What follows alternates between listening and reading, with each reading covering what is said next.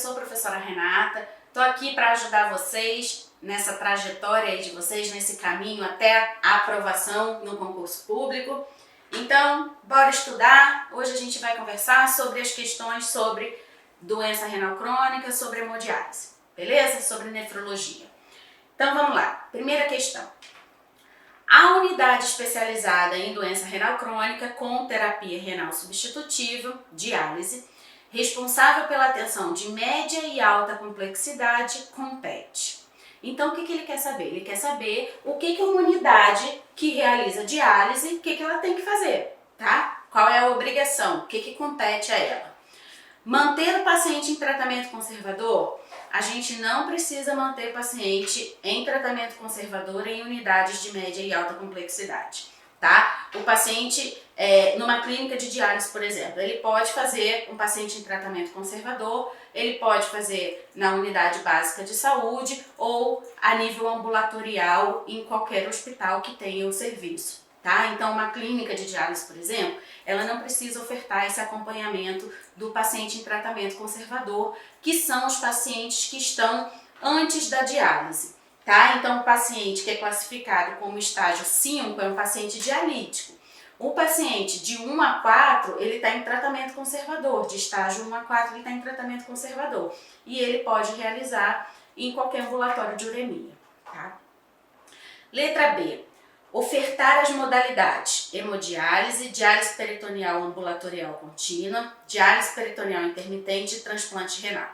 Bom, gente, uma unidade de diálise, uma clínica de diálise, ela não é obrigada a ofertar todas as modalidades não, tá? Inclusive todas essas modalidades juntas a gente encontra em pouquíssimos ambientes, né? Em pouquíssimos hospitais normalmente, em clínicas não. Então, elas não são obrigadas a ofertar todas as modalidades, não. Ofertar as modalidades de hemodiálise e transplante renal. Não, também as clínicas não são obrigadas a ofertar o transplante renal, tá? Qual que é a obrigação que a clínica tem? O paciente entrou em hemodiálise, a clínica tem até 90 dias para colocar esse cara na lista de transplante, tá certo? O que ele pode acontecer? Ou ele entrar na lista, ou ele se recusar. Mesmo que o paciente recuse, o paciente tem que preencher um termo e isso precisa ser notificado. Então, isso daqui é regra. Em 90 dias, a gente precisa dar um destino relacionado a transplante para esse paciente. Ou cadastrar esse cara na lista de transplante, ou esse cara recusar o transplante. Tá certo?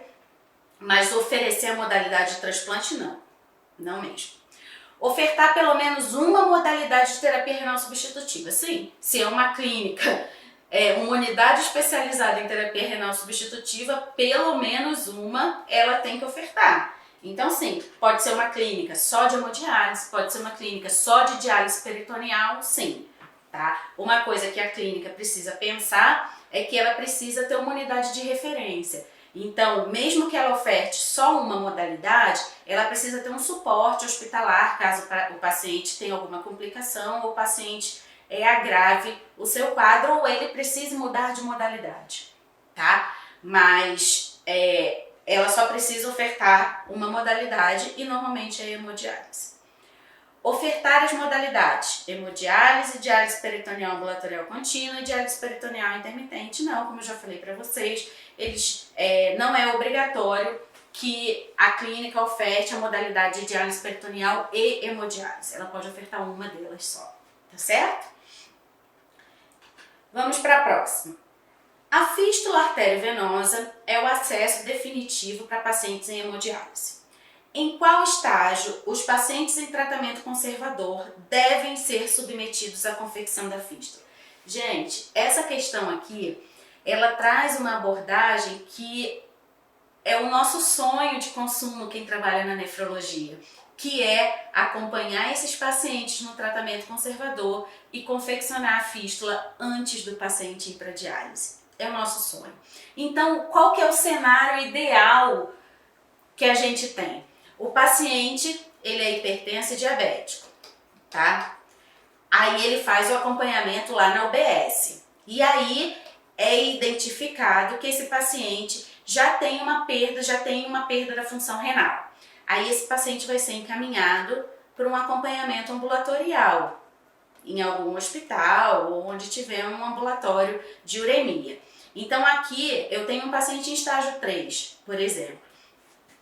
E aí, eu, enfermeira lá do ambulatório, estou fazendo acompanhamento. Aí ao longo dos anos, esse paciente vai progredindo e vai perdendo a função renal. E aí ele agora está em estágio 4 de doença renal crônica. Nesse estágio 4, eu estou fazendo o acompanhamento e eu estou vendo que esse paciente está perdendo a função renal. O que a gente tem de protocolo, o que é definido? Que quando esse paciente tem uma taxa de filtração glomerular menor do que 20, eu já posso encaminhar esse paciente para a confecção de fístula. O que acontece? A fístula ela precisa de um cirurgião vascular para ser confeccionada. Então quem está aí, quem trabalha na área sabe que a gente não acha cirurgião vascular em qualquer esquina não, e ainda mais cirurgião vascular que faz fístula. As doenças de base desses pacientes são doenças de base que causam lesão vascular. Então, a gente já espera um paciente que tenha um acesso vascular ruim. Então, também não é qualquer cirurgião vascular que faz fístula, não. E mesmo o cirurgião vascular que faz fístula, não é qualquer fístula que funciona também, não, tá? Então, por isso é importante a gente ter tempo para esse planejamento. Então, eu preciso de um cirurgião vascular, eu preciso de um tempo de pelo menos 30 dias para essa fístula amadurecer. Ou seja, quando o cirurgião vascular ele junta a veia com a artéria, eu não posso funcionar essa fístula imediatamente.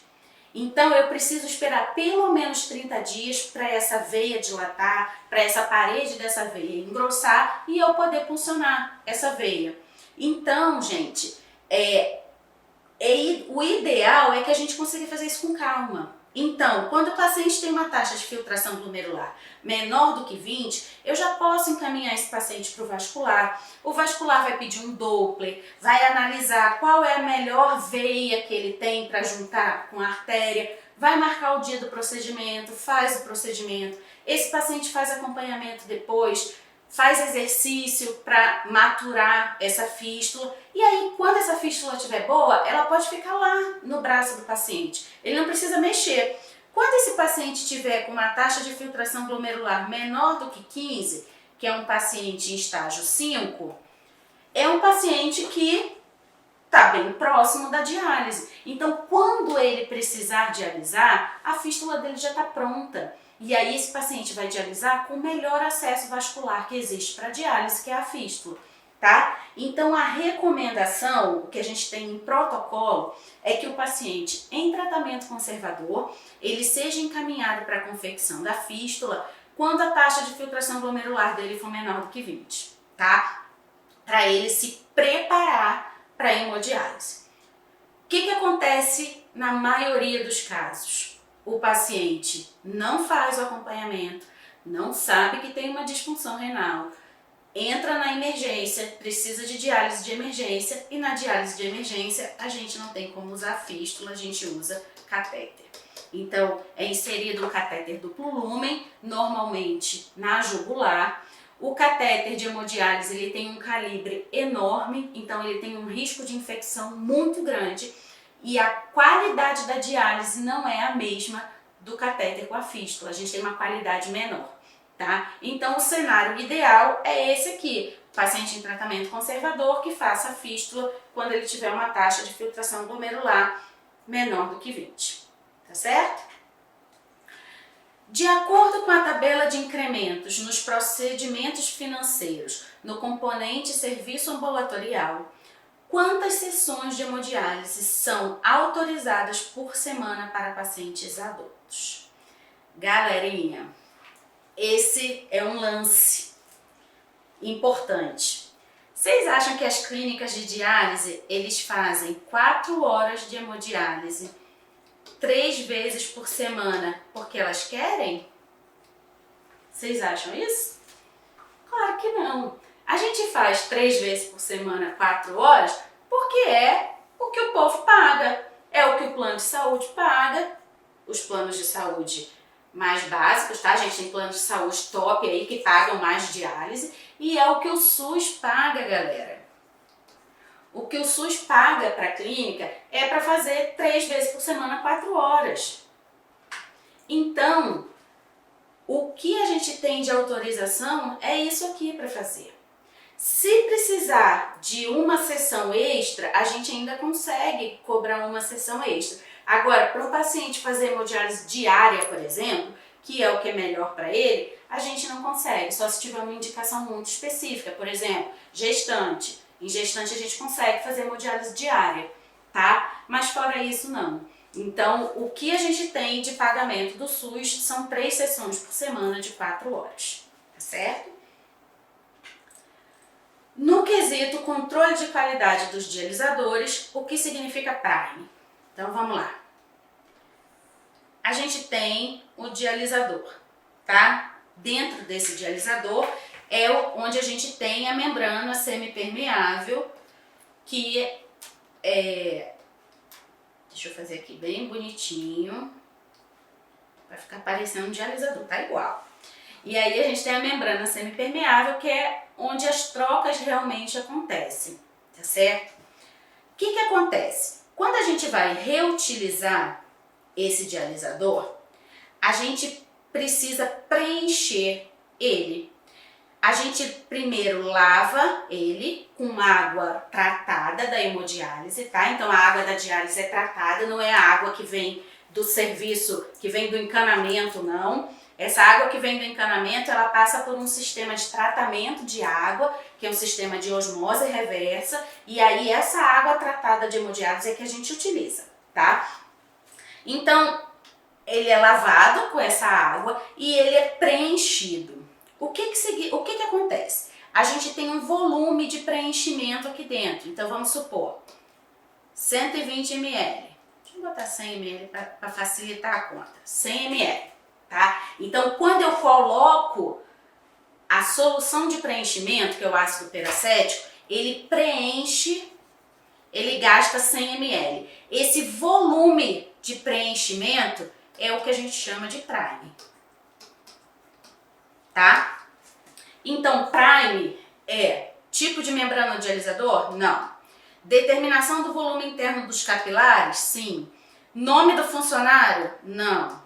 Número de vezes? Não. Nome do produto esterilizante? Não. Então, número de vezes são 20 vezes no reuso automatizado. Nome do produto é o ácido peracético que a gente utiliza. Às vezes o ácido peracético,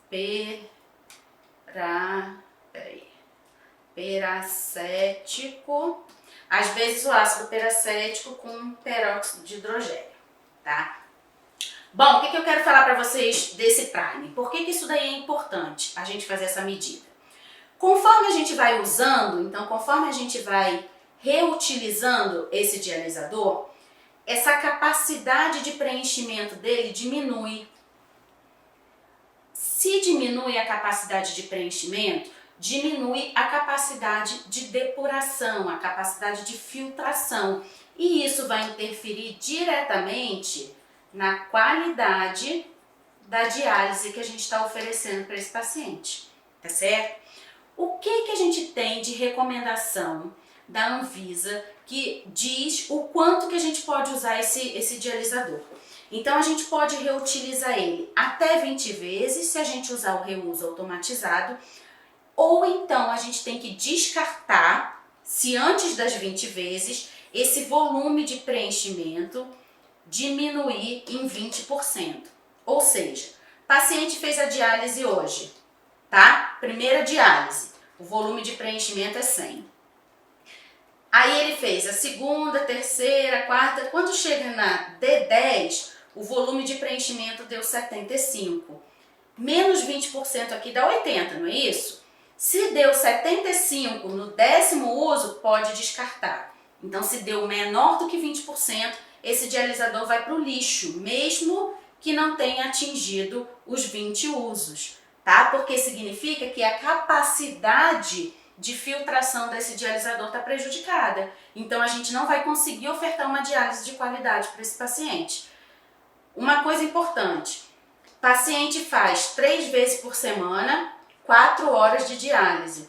Isso significa que ele tem 12 horas de diálise por semana. O que é isso? 12 horas de rim funcionando, gente. O nosso rim funciona 24 horas por dia. O rim do paciente que faz hemodiálise, ele só funciona, o rim, né, o rim artificial, 12 horas por semana. Ou seja, se eu oferto uma qualidade baixa de diálise, a chance de complicação para esse paciente é muito grande, tá? Então existe uma responsabilidade muito grande na qualidade de diálise que está sendo ofertada. E por conta disso, a gente precisa fazer esse monitoramento do volume de preenchimento dos dialisadores, que é o que a gente chama de prime. Tá certo? Então, prime é a determinação do volume interno dos capilares do dialisador. Beleza? Ainda sobre controle de qualidade dos dialisadores, quantas vezes o dialisador e as linhas de sangue podem ser reutilizados quando o procedimento for automatizado? Foi o que eu falei para vocês. A gente reutiliza até 20 vezes, tá? Se o prime tiver ok, se não tiver perdido mais de 20%, tá? Se perdeu mais de 20%, joga fora independente se não alcançou as 20 vezes, ok? Então, 20 vezes é o que é preconizado pela Anvisa, porque a gente pode reutilizar um dialisador. E aqui, ó, o que eu acabei de falar para vocês. Após a medida do volume interno das fibras, qual resultado torna obrigatório o descarte do dialisador? Quando a gente tem uma redução maior do que 20%. Então, se eu tenho um dialisador que tem um prime de 100 e no segundo dia de diálise, vamos botar assim, segundo dia de diálise, esse prime tá 60, o dialisador vai para o lixo, tá? Mesmo que ele ainda pudesse ser utilizado mais 18 vezes, é lixo, tá certo? Porque a gente não consegue garantir a qualidade da diálise. Vamos lá, segundo a portaria número 389, de 13 de março de 2014, a unidade especializada em doença renal crônica deverá ter a seguinte equipe mínima. Gente, eu acho isso muito legal, porque na área da nefro, a gente tem uma portaria que determina os profissionais que a gente tem que ter dentro de uma clínica de diálise, né? A equipe mínima que a gente precisa ter dentro da clínica. Então a gente precisa ter, é obrigatório, que a gente tenha médico, que a gente tenha enfermeiro, que a gente tenha nutricionista, psicólogo e assistente social. Obrigatório, tá? Então, não adianta ter uma clínica de diálise que fala assim, ah, eu acho que não precisa do psicólogo, não vou contratar um psicólogo não. Se ele não contratar um psicólogo, ele não funciona, tá? Então, a gente tem uma doença crônica que causa diversos impactos na vida desse paciente, tá? E a gente precisa do médico sim, precisa do enfermeiro sim, mas a gente precisa do nutricionista. A nutrição tem um papel fundamental porque a gente tem esses pacientes, eles precisam fazer controle de proteína, precisa fazer controle de potássio, precisa fazer controle de fósforo, isso tudo são componentes originados da alimentação. Então, uma dieta adequada favorece uma melhor adaptação ao processo de hemodiálise, tá? O paciente, ele precisa ir 3 vezes por semana, 4 horas por dia. Ele perde convívio social, ele perde trabalho, tá? Então isso tem um impacto emocional muito grande. Ele fica dependente de uma máquina, ele tem dificuldade para viajar. Se ele quiser viajar para algum lugar, precisa ser feito contato com a clínica, precisa ver se tem uma clínica para ele fazer hemodiálise. Então, o impacto emocional, o impacto psicológico da doença é muito grande, tá? E de ser dependente de uma máquina também. Então, o psicólogo tem um papel importantíssimo.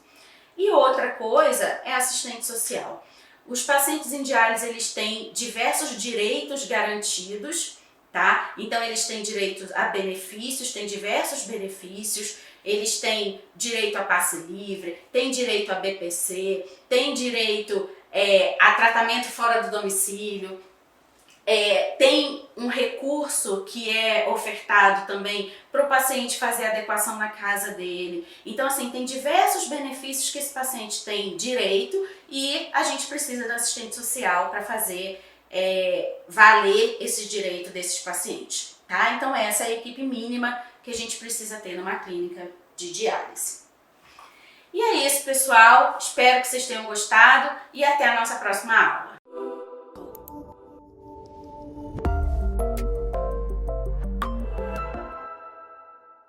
Olá, pessoal! Então, dando continuidade às nossas questões do projeto 503, né? Então, lembrando que esse projeto, ele resume todo o conteúdo da enfermagem em 503 questões. E nós estamos resolvendo exatamente aqueles blocos, né, que nós já fizemos anteriormente, são os blocos da saúde da mulher. E também dentro desses blocos, a gente observa algumas questões sobre infecções sexualmente transmissíveis, beleza? Então vamos lá, dando continuidade, a questão agora é uma questão que fala sobre infecção sexual. O atendimento imediato de uma pessoa com infecções sexualmente transmissíveis, IST, visa. Então qual que é o objetivo de atender uma pessoa com IST? Interromper a cadeia de transmissão e convocar os parceiros, avaliar os sintomas e convocar os parceiros, interromper a cadeia de transmissão, a prevenção de outras ISTs e evitar complicações decorrentes das infecções, evitar complicações, diminuir a transmissão do HIV e fornecer medicamentos. Então, quando a gente fala de objetivo, né, o que visa esse atendimento, né, qual que é a finalidade principal dele, tá? Então, olha só, claro que é importante interromper a cadeia de transmissão? Com certeza. Somente fazendo essa interrupção da cadeia é que a gente consegue evitar, por exemplo, novos contágios, tá? Agora, será que eu consigo fazer convocação de parceiros? Essa é uma das partes mais complexas, né? Por quê? Porque muitas vezes primeiro que assim, pode não ser um parceiro fixo, né? Pode ser uma situação que haja multiplicidade de parceiros. Então, você não tem, né? Às vezes foi uma ficada, né? Que acabou rolando sexo. Então, essa questão da convocação do parceiro é algo que a gente tem dificuldade, a não ser quando se trata de um casal, que existe parceria fixa, né? E que o outro aceita, que também está doente, né? Por quê? Porque a gente tem algumas situações, na grande maioria das vezes, principalmente homens, né? Que os homens têm toda essa cultura, né, arraigada do machismo e tudo mais, que às vezes eles não admitem estar doentes. Por quê? Porque eles falam, não, eu não estou com sintoma. E muitas vezes isso se volta contra a mulher, né? Porque ele fala, foi você que pegou essa doença, você andou me traindo, né? Então essa questão da infecção sexual, ela é algo que você tem que trabalhar com muito cuidado, né? Junto com a família, né? De um modo geral. Então, de fato, né, essa parte da convocação dos parceiros, apesar de ser desejada, né, isso não é, de fato, o objetivo, né, do atendimento imediato, tá? Então, lembrando que a gente está fazendo o atendimento imediato. Então, atendimento imediato, quem procura é a pessoa que está doente, né, que acha que está doente, que está apresentando algum sinal, sintoma típico de ST, né? Então, eu estou com um corrimento na uretra, surgiu um carocinho no órgão genital, então eu estou fazendo atendimento da pessoa que procurou o serviço. Então, nesse momento, não é o momento de convocar parceiro, né? Você pode até tentar, claro que dentro da possibilidade, se houver, né, assim, realmente essa facilidade de fazer isso, tá? Ou então, às vezes você nem precisa convocar, tá? Você pode simplesmente tratar. Dependendo da doença, você já pode encaminhar pelo próprio paciente, pela própria paciente, qual seria o tratamento desse parceiro, tá? Porque tem algumas doenças que eu não preciso avaliar clinicamente. Ou então, o próprio paciente ele vai falar assim, não, tá assim e assim, não tem sintoma nenhum. Mas às vezes um não tem sintoma, o outro tem. Mas independente de né, não ter sintomas, eu preciso tratar. Por quê? Porque às vezes mesmo a pessoa que está assintomática, ela consegue continuar a cadeia de transmissão, tá bom?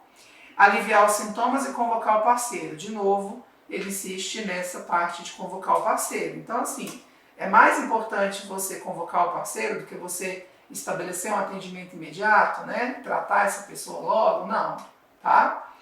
Interromper a cadeia de transmissão, isso, claro. Prevenção de outras ISTs, isso também é importante, né? Por quê? Porque a gente sabe que a presença de um IST acaba vulnerabilizando para outras, tá? Então, por isso é que, de fato, quando eu trato, quando eu tento, né, fazer a interrupção da cadeia, eu, de uma certa forma, estou já fazendo prevenção para a possibilidade de contágio de outras ISTs e evitar as complicações decorrentes das infecções. Também, né, porque existem algumas doenças que, por mais, né, assim, tranquilas que sejam, elas podem causar infertilidade, podem causar doença inflamatória pélvica, pode causar, né, uma série de situações que podem gerar até um dano irreversível, a depender, né, do grau de acometimento dessa doença, tá bom? Então a nossa resposta aqui é exatamente essa, né? Ou seja, quando eu faço um atendimento imediato a uma pessoa, eu preciso cuidar desta pessoa. Claro que se eu consigo chamar as parcerias para também fazer o tratamento, isso é o ideal, né? Mas não é o objetivo imediato do atendimento, tá bom? Evitar complicações, sim. Diminuir a transmissão do HIV, né? Claro que aí entra na prevenção de outras ISTs, mas não só o HIV como outras, e fornecer medicamentos, né? Então, claro que existe né, também a pessoa, o profissional medica e o paciente vai lá e já busca a medicaçãozinha na farmácia e já pode começar a fazer o uso, tá? Mas esse não é, de fato, vamos dizer assim, o objetivo, né, do atendimento. O objetivo é exatamente isso. É claro que a gente vai evitar complicações, né, interromper a cadeia de transmissão, geralmente fazendo uso de medicações, tá bom? Uma questãozinha meio confusa, né, porque parece que tem várias questões que poderiam estar corretas, né, a gente meio que precisa adivinhar um pouquinho o que a banca, né, tá pedindo como resposta, tá bom? Então, sempre eu gosto de fazer uma análise crítica, né, quando a gente tem algumas questões desse tipo que podem causar alguma dúvida em vocês, que às vezes causa dúvida mesmo, tá? Por quê? Porque elas aparentemente apresentam vários itens corretos, tá? Então, a resposta, segundo banca, tá, é a letra C. Depois, continuando, falando de IST, diz assim: assinale a infecção sexualmente transmissível, IST, em que os sinais e sintomas podem ser tratáveis com terapêutica específica, mas não são infecções curáveis. Então, ó, não são infecções curáveis. Ou seja, existem algumas infecções que a gente tem o contato com elas, a gente fica com elas a vida inteira. Não significa necessariamente que eu fico doente a vida inteira, tá? Mas eu posso ter alguns momentos ao longo da vida, geralmente momentos que estão associados aos processos de imunossupressão, em que a gente, de fato, tem a manifestação dessas infecções, tá bom? E é exatamente sobre isso que essa questão está falando. Então ela fala assim, na letra A donovonose, né, como um IST, a vaginose bacteriana, a infecção por clamídia e o herpes genital. Então, olha só, essas três possibilidades aqui, donovonose, vaginose bacteriana, infecção por clamídia, são todas o quê? São todas doenças bacterianas que a gente geralmente propõe um tratamento com antibióticos, tá? E elas são todas curáveis, tá? Não que elas não retornem, né? A gente sabe que tem, né? Pode haver uma reinfecção? Pode haver uma reinfecção, beleza? Por exemplo, uma vaginose bacteriana, uma Gardnerella, por exemplo, uma vaginose por gonorreia, né? Então, vaginoses são as infecções que acometem o trato genital feminino, capazes de provocar tanto os corrimentos, como também as chamadas cervicites, que são as inflamações do colo, tá? Então, geralmente a gente usa antibióticos nessas infecções bacterianas e elas são curáveis, apesar de haver a possibilidade de reinfecção. Diferente do herpes genital. O herpes genital, ele é um vírus. E vírus, né? Existem alguns vírus que a gente tem contato com eles e a gente fica para sempre com eles. E eles ficam no nosso organismo fazendo o que a gente chama de uma latência. Ou seja, eles ficam lá quietinhos no nosso corpo, sem estar provocando doença, mas eles aproveitam momentos de imunossupressão para poder atacar. E isso é uma característica do vírus da herpes. Aí você fala, existe terapêutica específica para vírus da herpes? Existe, a gente tem, por exemplo, a gente pode usar alguma medicação, né, uma medicação, um antiviral, né, geralmente é até tópico, né, que a gente faz o uso aqui, ok? Mas, por exemplo, um que é muito famoso, que a gente pode tratar vírus, é o aciclovir, né? Então, a gente pode usar o aciclovir quando tem herpes genital, assim como tem também o herpes oral, que existe aquela pomadinha que a gente passa, né, na lesão, ok? A lesão da herpes, ela é uma lesão que geralmente é bolhosa, né? Tem um líquidozinho no interior, causa bastante dor, ok? Então isso é importante. Inclusive a herpes genital na fase ativa, ela é inclusive uma contraindicação de parto normal, né? Levando aí para o lado da obstetrícia, tá bom? Então a infecção aqui de fato, né? Que ela não é curável, ó, não tem cura, né? A gente trata o sintoma, mas o vírus fica lá. E aí, num outro momento em que haja uma imunossupressão, ele pode reaparecer, tá bom? Então ele fica lá no organismo, fazendo esses grandes períodos de latência, ou seja, períodos que ele está ali presente, mas que ele não está provocando sintomatologia, tá bom? Então a nossa resposta dessa questão ficou a letra D, que é herpes genital. Seguindo adiante, a gente tem uma questão sobre rastreio do câncer de colo do útero, né? Então vamos lá, é algo que gosta de cair bastante, né, nas provas. Sobre o rastreio organizado do câncer de colo do útero, podemos afirmar. Então nós vamos rastrear, tá? Lembrando que o rastreamento, ele é feito o quê? A gente pode, a principal forma, né, que a gente faz para rastrear câncer de colo do útero é através do exame da prevenção, né? O famosíssimo Papa Nicolau, tá? Então vamos lá. O que ele fala? É necessário a adoção de recomendações baseadas em evidências científicas, que inclui definição da população-alvo e do intervalo entre as coletas que deve ser anualmente. Então esse item, olha só, é necessária, né, na verdade, a adoção de recomendações baseadas em evidências científicas. Nós já temos isso, né? Que inclui a definição da população-alvo. Por um acaso a gente desconhece quem que é a população-alvo que precisa ser rastreada para câncer de colo do útero? Não. A gente sabe que a população entre 25 e 64 anos é a população-alvo. A gente sabe já que o intervalo entre as coletas não é anual. A gente faz o quê? A gente faz 2 exames consecutivos, né? Anual negativo, se eles derem negativos, eu posso intervalar para 3 anos, tá? Então, esse item está totalmente equivocado, porque ele fala que é necessária a adoção de recomendações, a gente já tem essas recomendações, tá? A gente já sabe qual que é a população-alvo, a gente já sabe qual que é o intervalo que eu preciso fazer a coleta do Papa Nicolau, que não é o intervalo anual. A gente inicia anualmente, depois, dando negativo, os 2 exames consecutivos, a gente faz trianual, ok? Então esse item está errado, beleza? Bem, depois, o recrutamento da população alvo das mulheres entre 20 e 65 anos, idealmente por meio de um sistema de informação de base populacional. Então, ó, aqui, ó, 20 e 65 anos.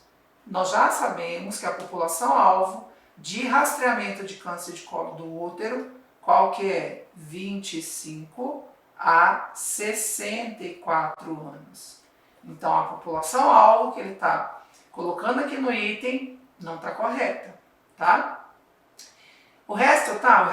Idealmente, por um sistema de informação de base populacional, o Ministério da Saúde ele tem implementado o chamado CIS-Colo, que é exatamente um sistema de informação que a gente, né, deixa tudo registrado ali, quando que a paciente fez os exames, né, qual que seria os resultados desses exames, qual que seria o próximo momento para fazer novamente, né, esse exame e assim vai, tá bom? Então, é isso. Depois, na letra C. Então, tá errado, né? A letra B, porque ele coloca aí essa população-alvo numa faixa etária diferente daquela que realmente é. É um desafio a ser vencido para que se obtenha a melhor relação custo-benefício possível, com alta cobertura populacional? Com certeza, né? Essa é uma das metas que a gente tem, é rastrear todo mundo e, uma vez identificar, tratar essas lesões, 100% das lesões precursoras de câncer de colo do útero. Isso ainda é um desafio para o sistema público de saúde? Né? Então, a gente precisa obter a melhor relação custo-benefício? Claro, né? Por quê? Porque tudo isso envolve financiamento, dinheiro, né? Então, a gente tem realmente um exame bem barato, que é o exame da citologia oncótica, tá? Ele é um exame que ele tem um custo baixo, mas às vezes eu preciso dar seguimento. Então, algumas pacientes, a depender, né? Se aparecer, por exemplo, uma lesão escamosa de alto grau, eu vou precisar fazer colposcopia, eu vou precisar, às vezes, biopsiar aquela lesão e isso realmente já vai aumentando um pouco o custo, tá? Então, eu preciso, né, vencer esse desafio a fim de conseguir a maior taxa de cobertura populacional possível, tá? E aí, por último, vem no Brasil a existência atual de um cadastro universal de base populacional proporciona o recrutamento de mulheres como população-alvo. Então, existe esse cadastro no CIS-Colo, né? Mas, assim, ele é um cadastro que, na verdade, ele não é um cadastro que existe e a partir dele a gente faz o recrutamento. Na verdade, esse cadastro ele é criado a partir das mulheres que procuram serviço para poder fazer o Papa Nicolau. Então, na verdade, o cadastro que a gente tem no CIS-Colo são de pacientes que vêm ao serviço fazer. A gente não tem um cadastro universal de todas as mulheres, por exemplo, que estão nessa faixa etária de 25 a 64 anos e um sistema que de fato a gente consiga, né, fazer o recrutamento de todas elas. Esse é o sonho de consumo, né? Se eu tivesse, né, um cadastro universal e que eu conseguisse de fato fazer o recrutamento de todas essas mulheres dentro dessa faixa etária, tá bom? Então, a nossa questão ficou como resposta a letra C. Bem, a partir de agora, nós temos algumas questões que tem aí um texto grande, né? Assim, tem um comando grande, são questões do CESP, né? Questões aqui da CESDF, ok? E são questões de certo ou errado, tá? Então não são mais questões de a gente marcar uma alternativa correta. Então a gente vai ler todo o contexto e a partir daqui a gente vai conseguir responder, né, vários itens, ok? Como correto ou incorreto. Então vamos lá. A atenção em saúde sexual e em saúde reprodutiva é uma das áreas de atuação prioritárias da atenção básica à saúde. Deve ser ofertada, observando-se como princípio o respeito aos direitos sexuais e aos direitos reprodutivos. Desenvolver esse trabalho não é tarefa simples, tendo em vista a alta complexidade que envolve o cuidado dos indivíduos e famílias inseridos em contextos diversos, em que é imprescindível realizar abordagens que considerem os aspectos sociais, econômicos, ambientais, culturais, entre outros, como condicionantes e ou determinantes da situação de saúde. Até religiosos, né, gente? Por quê? Porque existem, por exemplo, algumas religiões que permitem ou não permitem o uso de determinados métodos contraceptivos, né? Que essa questão ela vem exatamente falando um pouquinho sobre a saúde sexual e reprodutiva e ela acaba entrando nesse contexto, né, da concepção e da contracepção. Bom?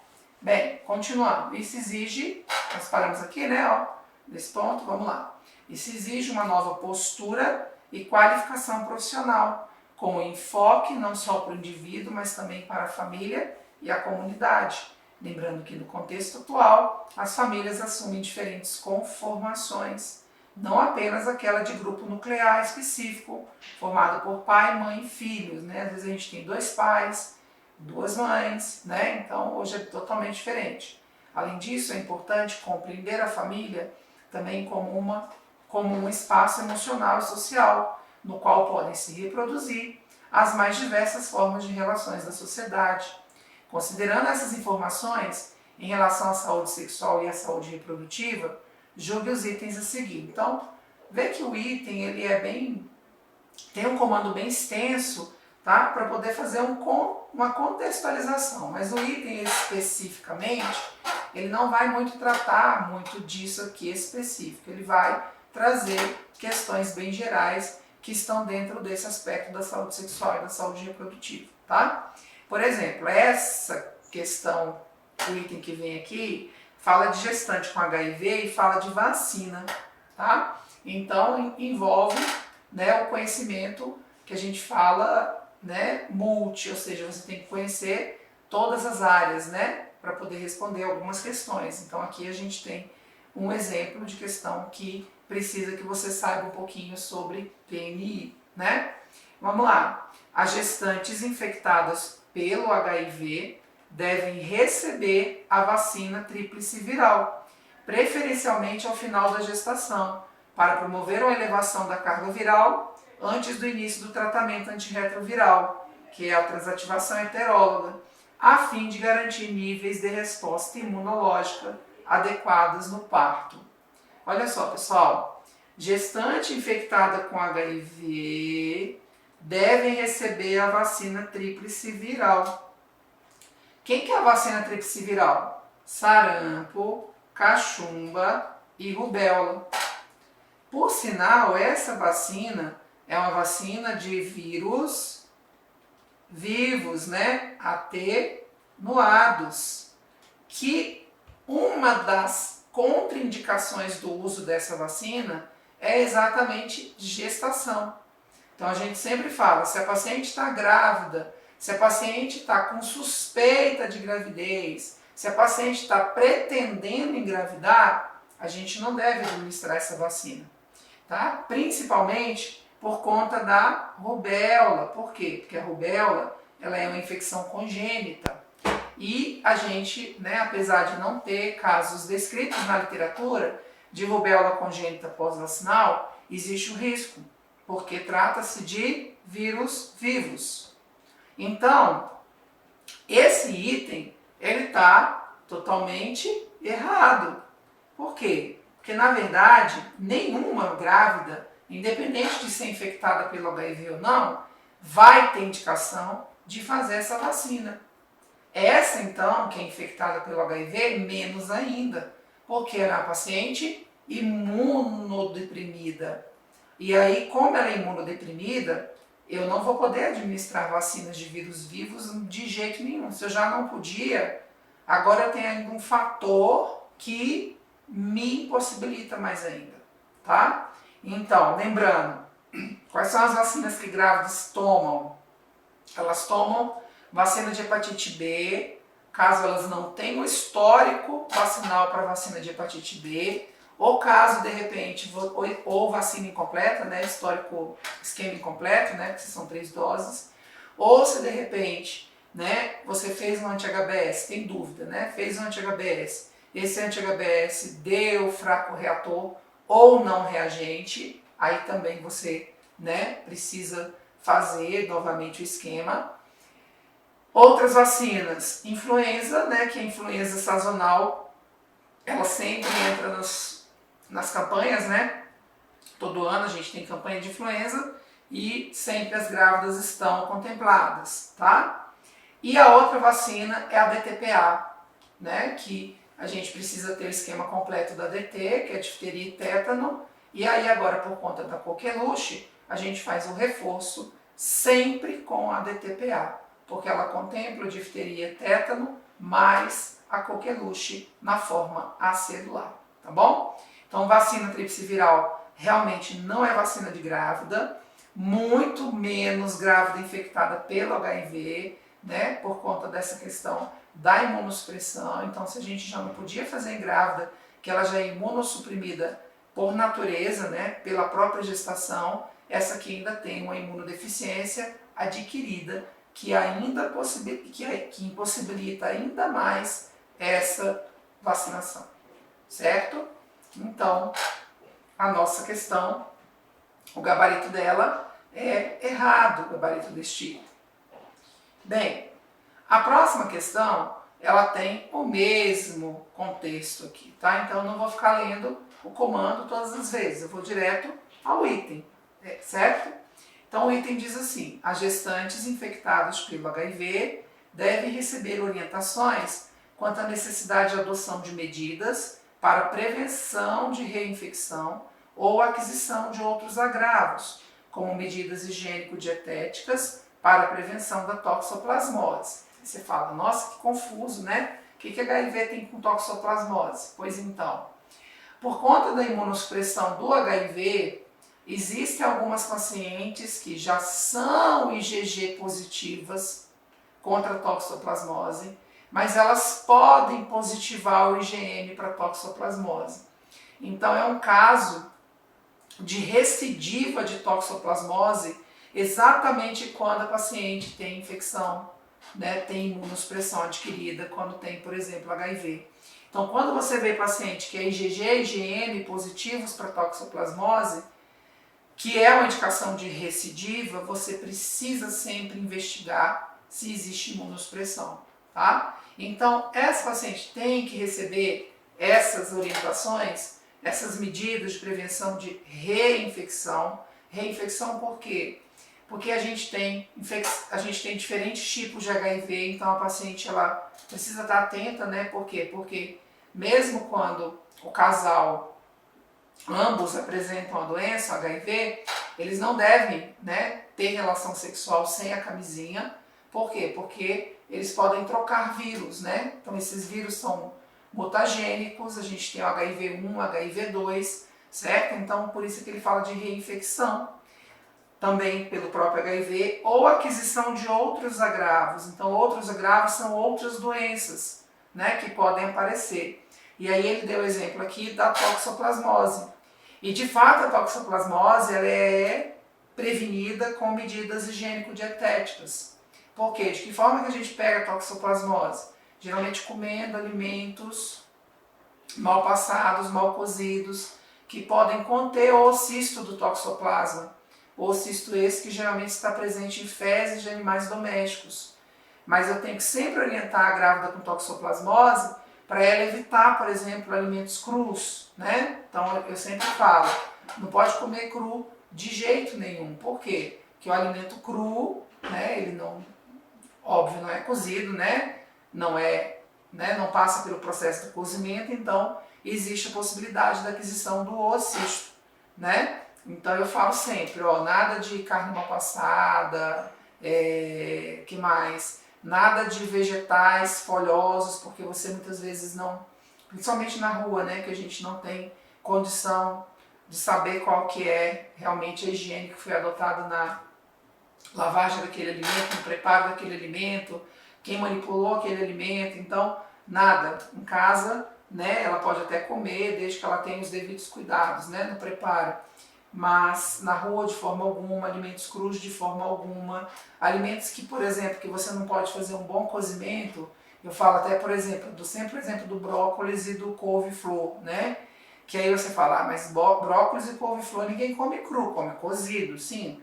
Mas você não pode fazer um cozimento, né? Assim, você tem que cozer pouco, né? Porque senão aquilo dissolve, vira uma papa de couve-flor, uma papa de brócolis, tá? Então, fruta com casca, de jeito nenhum, tá? Também é uma outra possibilidade de transmissão. Então, essas seriam aí as medidas, né, higiênico-dietéticas que a gente precisa reforçar. Isso não é válido só para gestante com HIV, tá? Com HIV por conta da imunossupressão, mas a grávida que é IgG negativa, que ela é considerada susceptível para toxoplasmose, valem também as mesmas medidas, ok? Falando de toxo, certo? Então, esse nosso está correto?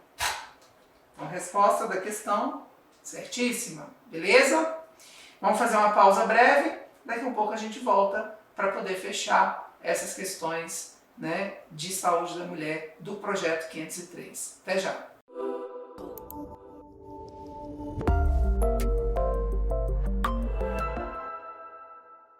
Oi, pessoal! Nós de novo por aqui para estudar a segurança do paciente. Eu me chamo Rayane Balbino, como vocês sabem, sou enfermeira.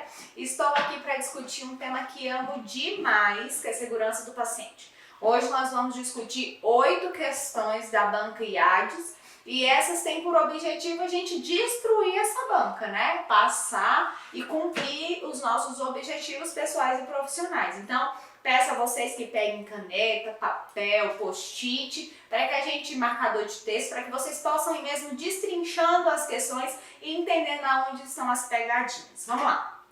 A primeira questão que a IADES nos traz para essa discussão hoje é: segundo o Conselho Regional de Enfermagem de Santa Catarina, Corém Santa Catarina, atualmente o movimento para a segurança do paciente substitui a culpa e a vergonha. Eu quero que vocês marquem isso, a culpa e a vergonha, tá?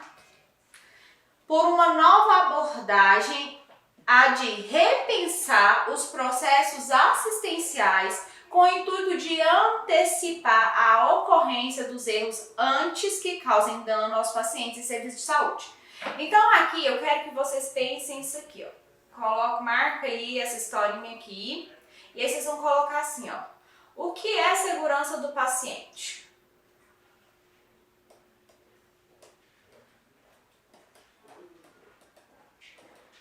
E aí, segurança do paciente, a gente diz o quê? A gente diz que é reduzir ao máximo, né, ao máximo possível, né, as chances de erro. Então, a gente vai trabalhar para a redução desses eventos, mas a gente vai oferecer para o paciente um sistema onde ele tenha segurança em todo o processo, da entrada à saída do hospital. Então, a redução ao mínimo aceitável, né? Então, o que é o mínimo aceitável? A gente tolera falhas dentro do sistema de saúde? Não deveríamos, mas essas falhas elas podem acontecer. Então, a gente tem que repensar, redesenhar o processo de trabalho. É isso que está dizendo. Se eu vou fazer uma medicação, eu preciso ter barreiras de segurança em todo o processo, a fim de que ele se torne cada vez mais seguro e as falhas não impactem no paciente, ok? Então, isso aqui está super certo, esse conceito. E aí, ele traz a questão: acerca do tema segurança do paciente, julgue os itens a seguir. Então, ele está me pedindo se é verdadeiro ou falso, certo? Ou se é certo e errado, como traz aqui a questão. Cuidado centrado nos pacientes. O que é cuidado centrado no paciente? Hoje a gente fala muito a respeito disso. As instituições que querem trabalhar com alta excelência, né, de performance excelente, de alta performance, como vocês vão achar na literatura escrita, são as instituições que trazem o paciente para o centro. Então, o serviço vai se adaptar às necessidades do usuário. Então, a gente vai pensar a respeito do que ele pensa, quais as expectativas. Nós vamos nos preocupar com as expectativas desse usuário e da família. Então, cuidado centrado nos pacientes visam proporcionar Cuidados que respeitam e correspondem às preferências, às necessidades e os valores dos pacientes individualmente e assegurar que os valores do paciente orientem as decisões clínicas. Isso aqui é muito importante, galera. Hoje o paciente ele tem que fazer parte, o tratamento tem que fazer sentido para ele. E o que isso tem a ver, professora, com segurança do paciente? Quando a gente tem um paciente que ele é incluído, né, que ele está incluso no seu tratamento, que ele tem fala, ele tem voz naquele processo assistencial, ele se torna corresponsável. Então, quando eu digo para o paciente, olha, se você for deambular, se você for andar, né, que a gente vai falar com o paciente com a linguagem que ele entende, se você for andar e você andar com um sapato que não tem o solado apropriado, ele não tem feixe, ele não tem isso, ele não tem aquilo, você vai cair. Por isso, por isso e por isso. Então, você vai dizer para o paciente que ele está junto com você nesse processo de prevenção. Agora, se você não explica para ele, não faz com que ele entenda as responsabilidades dele e o que isso pode causar no tratamento dele, ele não vai ter condutas que atendam esses critérios para prevenção. Então, essa questão para você, ela tá certa ou ela tá errada? Um minutinho aí, um minutinho nada, que eu já expliquei várias coisas que já te deu a resposta. Rapidinho, vamos lá. Essa questão está totalmente certa. Então, vamos revisar. Segurança do paciente diz que eu tenho que reduzir ao mínimo aceitável todo e qualquer dano ao paciente. Cuidado centrado no paciente, ele vai trazer o paciente para o centro do cuidado. Tem uma imagem que eu gosto demais, que é como se o paciente estivesse no centro e o serviço tivesse envolto dele. Então, tudo que a gente vai prestar de assistência desse paciente, ele faz parte. Ele não é aquele paciente que está fora e o sistema de saúde está aqui para prestação da assistência. Então, o nosso paciente está no centro do cuidado. Então, atender às necessidades, às expectativas dele, isso também faz parte da segurança do paciente. E tornar esse processo assistencial cada vez mais seguro, essa é a meta. Professora, mas lá na frente falou sobre culpa e a vergonha. Ok, vou explicar isso. Na segurança do paciente, a gente não vai trabalhar apontando culpados. Nós vamos trabalhar voltando o nosso olhar para o processo de aprendizagem contínua e melhoria contínua. Então, eu preciso compreender que essas falhas que podem chegar no meu paciente, que eu não desenhei barreiras aqui para impedir que esse paciente tenha um prejuízo, um dano, elas falharam e eu preciso redesenhar, eu preciso fazer de novo, eu preciso aprender e fazer com que os profissionais envolvidos nessa assistência, eles compreendam que a melhoria desse processo ela é necessária para a redução de danos, ok? Vamos para a questão 2. A Organização Mundial de Saúde, a OMS, lançou formalmente a Aliança Mundial para a Segurança do Paciente por meio da Resolução 57, na Resolução 57 da Assembleia Mundial da Saúde, recomendando aos países maior atenção ao tema de segurança do paciente. Essa aliança tem como objetivo impor mais regras e punições duras sobre as instituições que não prezam pela segurança do paciente com prioridade máxima. Galera, vamos lá, vamos só repensar um pouquinho do que é segurança do paciente. Então, olha lá. Vou fazer uma ordem cronológica mais ou menos para vocês. A gente começa em 1999 a falar de maneira mais abrangente sobre o erro humano.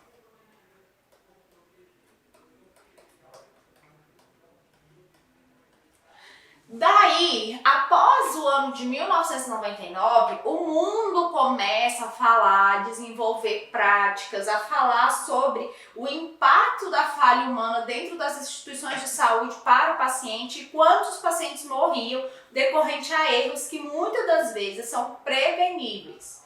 Por isso a necessidade das barreiras lá nos processos de trabalho. E aí, por volta de 2005, a OMS mais a Joint Commission faz uma recomendação de 9 soluções para a segurança do paciente.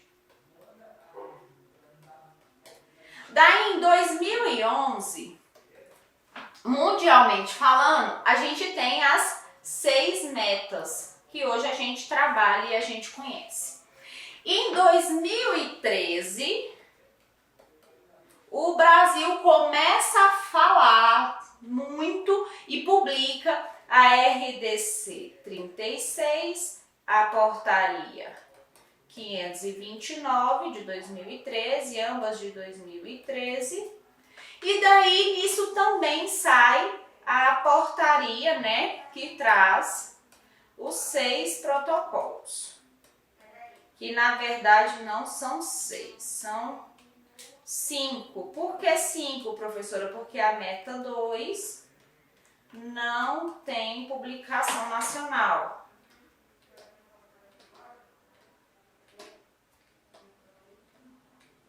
Opa. Porém, então aqui eu vou corrigir de novo. Aqui são 6 protocolos. Mas desses 6 a gente não tem a meta 2. Por que são 6? É porque LPP e queda, eles vêm separados, ok? Então a gente tem aqui, ó, identificação correta, a gente tem medicação segura, aí a gente tem cirurgia segura, a gente tem queda e lesão por pressão. Então, a gente tem 5 protocolos publicados e são 6 metas, ok? A OMS, ela traz as 6 metas. Entre esse período aqui, a gente teve algumas publicações de protocolos, né, de desafios chamado desafios para a melhoria da segurança do paciente. Então, a gente teve, em 2005, o primeiro desafio global. Então, ele tinha como objetivo melhorar essa segurança.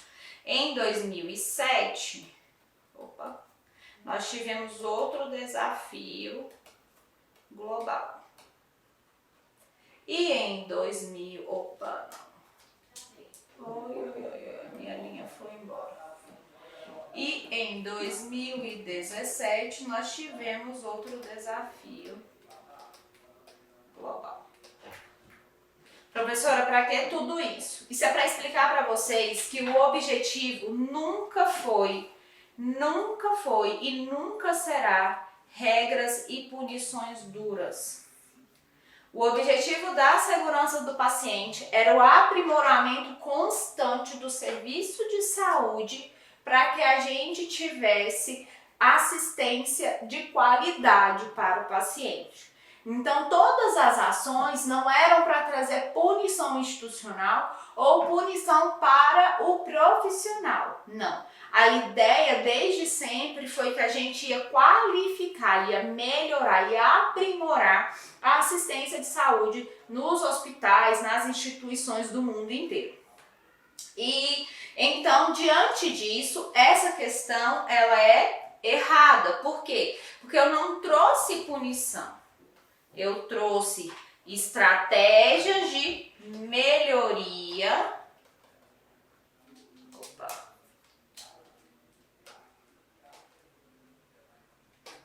Qualificação,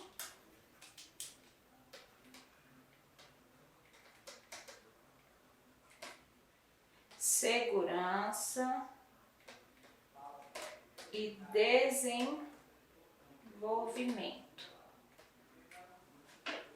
Esse desenvolvimento ele traz tanto a capacitação dos profissionais, do paciente, da família e da sociedade a respeito do que é segurança do paciente e das necessidades para que a gente torne esse ambiente mais seguro e mais efetivo, ok?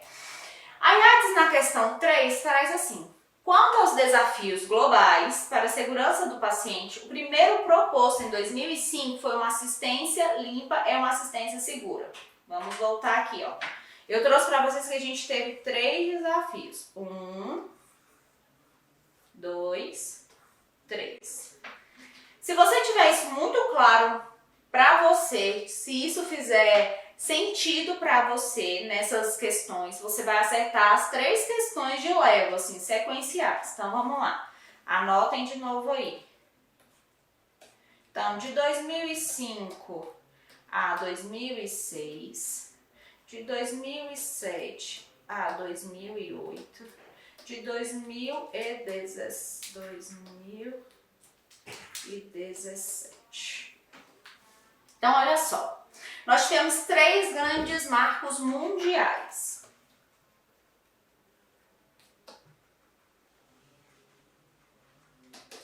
São os desafios globais. Esses desafios, eles têm por objetivo reduzir danos, salvar vidas,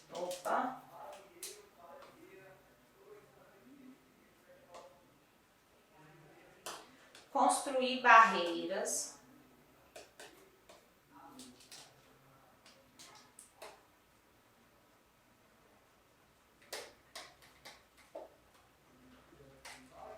e envolver os profissionais na segurança do paciente. Daí, galera, eu quero que vocês pensem. Em 2005 a 2006, nós falamos muito sobre a segurança do paciente a respeito da redução de infecções relacionadas à assistência. Então, estavam-se naquele período estudando o quanto de óbitos, o quanto de danos serviços de saúde causavam para os pacientes e para os serviços de saúde, para a sociedade, em decorrência de uma assistência que era um dano inerente à lavagem das mãos, às infecções relacionadas à assistência. Então, o primeiro desafio, de fato, foi assistência limpa. Então, era reduzir as viras, melhorar a higiene de mãos. Isso, até os dias de hoje, é muito sério. Então, o que acontece? Até os dias atuais, a higiene das mãos, ela é algo desafiador dentro do sistema de saúde. Então, hoje a gente tem ainda uma baixa adesão dos profissionais e nós temos também uma baixa adesão aos bundles para a redução das infecções relacionadas à assistência à saúde, que são as IRAs. Então, recentemente, em 2017, a Anvisa publicou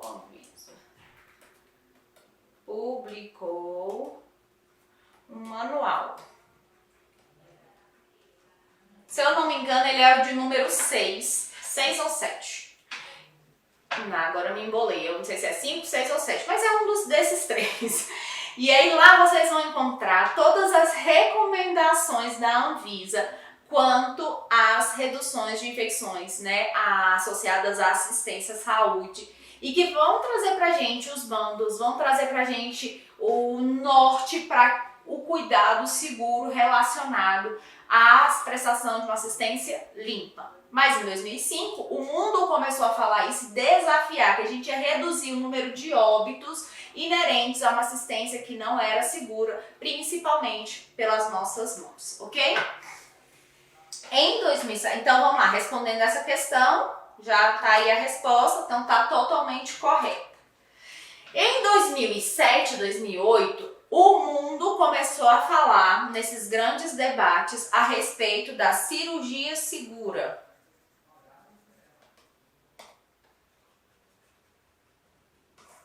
Professora, mas toda cirurgia não é segura? Lamentavelmente não. Então a gente começou a ver dentro desses estudos, então quanto mais se estuda, mais problemas a gente vai descobrindo e mais possibilidades de melhoria também vem junto a isso. Então foi-se descoberto que a gente tinha muitos pacientes que estavam tendo danos cirúrgicos. Então, era esquecimento de compressa, era cirurgias do lado errado, eram procedimentos que geravam danos irreversíveis para o paciente ou dano temporário. E com isso, o mundo começa a falar, precisamos reduzir os danos preveníveis dentro dos centros cirúrgicos. E para isso, a gente tem o checklist de cirurgia segura. Então, esse checklist é uma barreira. Então, esse aqui é uma forma de prevenção de erro. Então, essa barreira aqui, antes do paciente entrar no centro cirúrgico, a gente faz uma conferência. Antes da cirurgia começar, a gente faz outra conferência. E antes desse paciente sair da sala, a gente faz outra conferência. Então, a gente tem 3 etapas. E aí, a gente já está revisando várias coisas aqui ao mesmo tempo. A gente tem 3 etapas que fazem com que a equipe multidisciplinar envolvida no processo cirúrgico, ela se envolva com o paciente para a conferência contínua desse processo cirúrgico e processo assistencial ali dentro do centro cirúrgico. Professora, a cirurgia segura começa só dentro do centro cirúrgico? Não, gente. A gente começa a pensar em cirurgia segura quando a gente pega o paciente, encaminha ele para um parecer do anestesista antes da cirurgia. Quando eu penso em tromboprofilaxia antes da cirurgia. Quando eu penso na avaliação de exames antes da cirurgia. Então, todo esse processo com o paciente é necessário para a gente garantir a cirurgia segura. Então, esse movimento veio para redução disso. Então, foi em 2007 a 2008. Vamos lá responder essa questão. O segundo desafio global para a segurança do paciente, proposto em 2007, foi a prevenção de resistência microbiana aos antimicrobianos?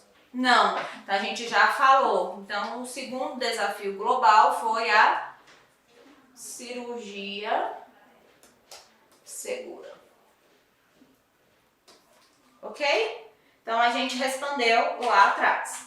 Vou voltar de novo lá para esse slide que está tudo desenhado para você poder desenhar aí na sua casa também e poder fazer a sua linha de pensamento para os seus estudos.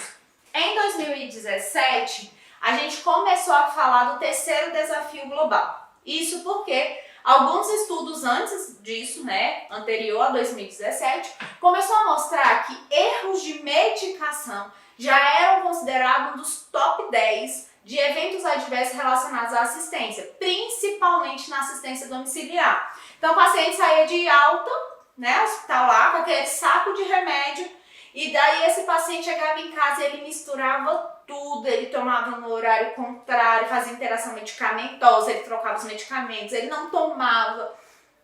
E com isso a gente tinha um regresso desse paciente, um retorno dele para o serviço de saúde, às vezes até em situação já muito delicada em que a gente perdia esse paciente. Então, em 2016, 2015, a gente começa a ver um movimento mais forte. Em 2017 é lançado o terceiro desafio global para falar sobre segurança de medicamento. Então, aqui a gente vai começar a falar da meta 3. Só lembrando aqui, isso aqui considera hoje a meta 4, tá? E esse aqui é a meta 5, ok? Das 6 metas internacionais para a segurança do paciente. Então, a gente começou a falar sobre segurança do medicamento, sobre orientações farmacológicas, interação medicamentosa, orientações quanto a horários, sinalizações. Foi quando a gente começou a reforçar a questão dos medicamentos potencialmente perigosos. Isso já vinha sendo falado desde quando as 6 metas foram publicadas. No entanto, em 2017, ela tomou mais força devido ao número de casos que a gente tinha dentro do nosso país e no mundo inerentes a falhas preveníveis que estavam ocorrendo com os pacientes, principalmente aqueles em domicílio. Então, em 2017, nós tivemos o terceiro desafio global, que é medicamento seguro.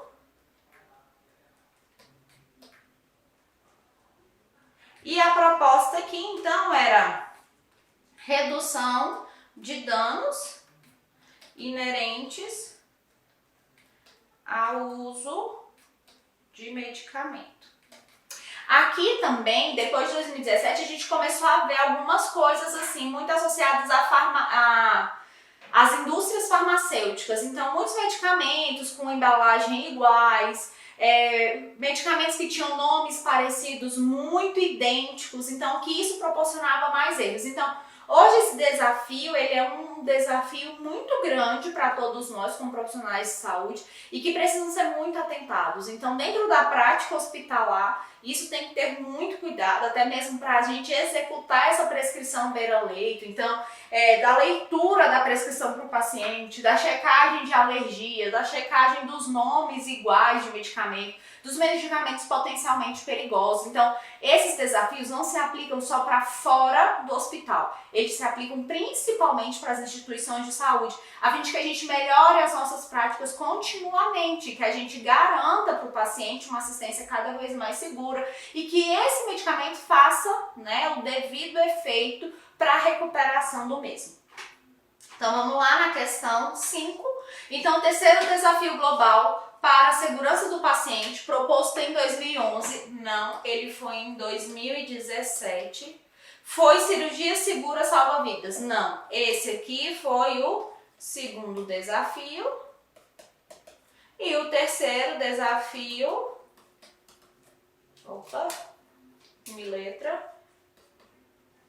foi medicamento seguro. Então, por que eu falei que é importante vocês conhecerem a cronologia da segurança do paciente? Porque se você não sabe, você perdeu 3 questões. Então, é importante que isso esteja muito claro e que esses processos, então, o que cada meta propõe, traga para você história sobre isso e sobre as práticas diárias. Então, por exemplo, aqui quando a gente fala das metas de segurança, aqui a gente tem também os 5 momentos de higienização das mãos. Então, se a gente pega uma questão falando lá dos 5 momentos de higienização das mãos, a gente vai ver que isso veio no desafio global, que isso veio para redução de óbitos, para redução de iras. Então a gente vai começando a associar as coisas como pacotinhos para que a gente não se perca em muitas questões, Porque daqui dá para tirar um mundo de questões falando sobre segurança do paciente. Tá claro para vocês? Então, vamos seguindo. Na questão 6, a respeito do diagnóstico no Brasil em relação ao tema segurança do paciente, estudos apontam que de cada 10 pacientes atendidos em um hospital, um sofre pelo menos um evento adverso como queda, administração incorreta de medicamento, falha na identificação do paciente, erros em procedimentos cirúrgicos, infecções, mau uso de dispositivos e equipamentos médicos. Antes de responder, nós vamos fazer uma checagem disso tudo. Olha só, galera. Quando a gente começou a falar de segurança do paciente no mundo, a gente viu que cerca de 98 mil mortes aconteciam inerentes... a letra da professora é bem bonita, viu, gente? Inerentes ao processo assistencial. Isso já era lá em 1999. Após isso, outros estudos foram começando. Professora, onde foi esse estudo? Nos Estados Unidos da América, em Washington. Que aí a gente começou, o Instituto de Medicina lá dos Estados Unidos fez esse estudo. E esse estudo foi o boom da segurança do paciente. Então pensa comigo. Se lá em 99 nós tivemos 98 mil casos, aproximadamente de óbitos, imagine agora em 2020. O Anuário de Segurança do Paciente, que foi publicado no ano de 2017, 2018, se não me falha a memória, ele traz que a cada 5 minutos, 3 pacientes morrem no Brasil por falhas assistenciais. Então, isso dá muito mais do que 98 mil pacientes morrendo. E aí, a gente tem outros estudos que corroboram para esse impacto, sobre o número de mortes. Então, hoje a gente tem estudos que falam que a cada 10 pacientes, um de fato tem evento adverso. A gente tem estudos que falam que esses eventos, eles são acima de 68%, eles são preveníveis. A gente tem estudos que falam que a cada, deixa eu ver se eu me lembro o número exato, mas tem um estudo aqui do Brasil de 2009 que ele fala que cerca das internações, então a gente tem um número mais de 27%, são eventos que são totalmente preveníveis e que estão visíveis e que a gente poderia trabalhar com a redução. Então, a gente a cada dia que passa, se vocês pararem para puxar um tempinho aí no Google ou em artigos nas áreas, né, da Cielo e as outras plataformas, vocês vão ver que esse número ele só aumenta. O tempo inteiro ele só aumenta. E ele está muito relacionado às ações praticadas pelos profissionais de saúde. Identificação do paciente é um dos pilares para execução dos eventos adversos. Então, por quê? Se eu não confiro se aquele cuidado é para aquele paciente, eu acabo ocasionando vários outros eventos. E o outro campeão de vendas, né? O outro campeão de eventos adversos é a comunicação. Já tem estudos que falam que a falha na comunicação ela corresponde a mais de 70% dos erros. Isso é muito sério e isso faz com que a gente preste cada vez mais atenção nos processos de trabalho para que a gente tenha uma assistência segura. Então vamos lá, de novo, ler essa questão e aí a gente traz a resposta e fim desse primeiro bloco. Então, a respeito do diagnóstico no Brasil em relação ao tema segurança do paciente, estudos apontam que de cada 10 pacientes atendidos em um hospital, um sofre pelo menos um evento adverso, como queda, administração incorreta de medicamentos, falhas na identificação do paciente, erros em procedimentos cirúrgicos, infecções, mau uso de dispositivos e equipamentos médicos. Gente, a resposta está aí para vocês. Então a resposta aqui é a letra A, está totalmente certo. E esses estudos a gente não tem só no Brasil. A gente tem no Brasil e no mundo, falando que a cada dia que passa, a gente tem um índice maior de lesões ocasionadas pelo serviço de saúde aos pacientes, tá bom? Então a gente vai parar aqui agora, daqui a pouquinho a gente volta. Beijo, gente!